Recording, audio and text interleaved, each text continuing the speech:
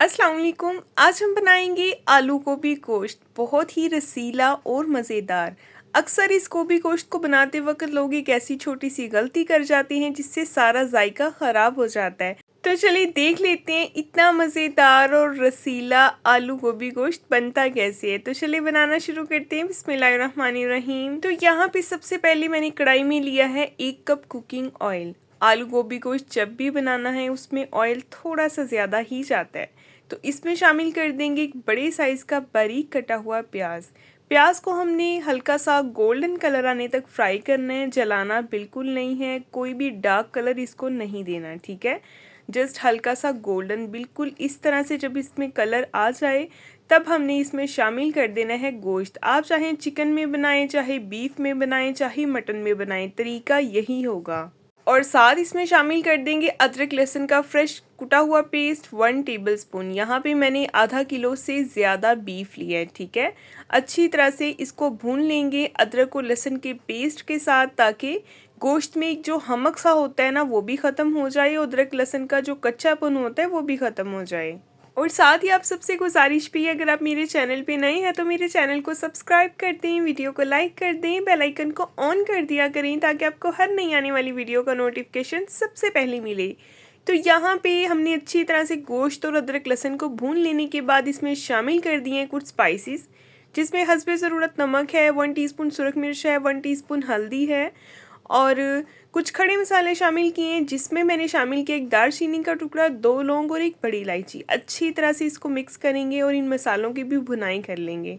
तो यहाँ पे देखें 2 से 3 मिनट हो गए हैं मुझे दोबारा से मसालों के साथ गोश्त को भूनते हुए, ठीक है। अब इसमें शामिल कर देने हैं हमने टमाटर। यहाँ पे 2 मीडियम साइज़ के टमाटर थे, इनको मैंने रफली काट लिया और अच्छी तरह से मिक्स करेंगे। अब हम इसे इतना भूनेंगे कि टमाटर जो हैं वो पानी छोड़ दें और बिल्कुल नरम पड़ जाएं। 2 से 3 मिनट हुए हैं तो टमाटर बिल्कुल मैश हो गए हैं और ऑयल जो है वो सेपरेट नज़र आना शुरू हो चुका है। अब हमने इसमें शामिल करना है पानी। पानी इतना डालेंगे जिसमें गोश्त अच्छी तरह से गल जाए। बीफ जो है वो मुख्तलिफ टाइम लेता है गलने में।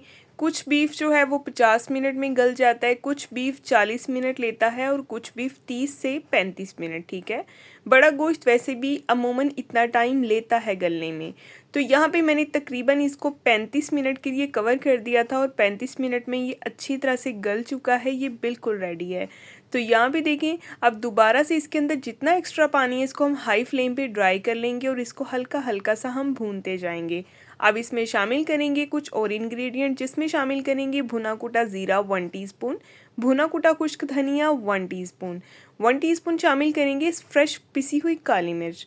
मिक्स करेंगे और अच्छी तरह से इसकी हम भुनाई करेंगे यहाँ तक कि ऑयल सेपरेट नज़र आना शुरू हो जाए। गोश्त की भुनाई यहाँ पे अच्छी तरह से हो चुकी है, ऑयल नज़र आना शुरू हो गया। अब हमने इसमें शामिल कर देना है गोभी और आलू।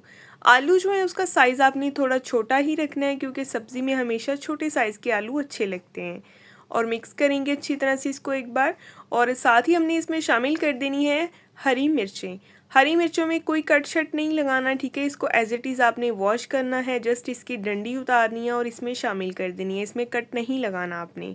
इसको कवर कर देंगे 5 मिनट के लिए और 5 मिनट के बाद आते हैं दोबारा। तो यहाँ पे देखें जी, 5 मिनट के बाद आपके सामने इसकी कंडीशन है। आलू भी अच्छे से गल गए हैं और गोभी भी बिल्कुल रेडी है, आपके सामने इसकी लुक है। आपको ये रेसिपी कैसी लगी है मुझे फीडबैक में ज़रूर बताएं। फ्रेश कटा हुआ हरा धनिया ऐड करेंगे इसमें और इसके बाद हम इसको डिश आउट करेंगे। इतनी मज़े की आलू गोभी गोश्त बना है, इंशाल्लाह आप सबको बहुत पसंद आएगा। आप सबको ये रेसिपी कैसी लगी है मुझे फीडबैक में ज़रूर बताइएगा। आप सबके फीडबैक का मुझे बहुत इंतज़ार रहता है।